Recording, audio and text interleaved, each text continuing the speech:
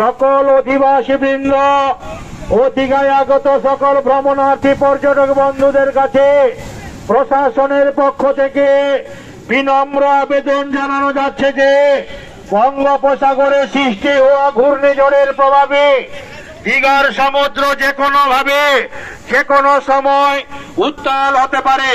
তাই সকল অধিবাসী বৃন্দ, পর্যটক বন্ধু ও ব্যবসায়ী বন্ধুদের কাছে প্রশাসনের পক্ষ থেকে বিনম্র আবেদন, আপনারা কেউ সমুদ্রের জলে নামবেন না, সমুদ্রের ধারে ঘোরাঘুরি করবেন না, কাটা বা ছেঁড়া তারে হাত দিবেন না।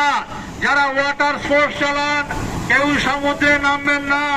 যে সকল মৎস্যজীবী মৎস্য শিকারের সন্ধানে এখনো সমুদ্রে রয়ে গেছেন, আপনাদের কাছে আমাদের বিনম্র আবেদন, আপনারা অতি শীঘ্র ফিরে আসুন।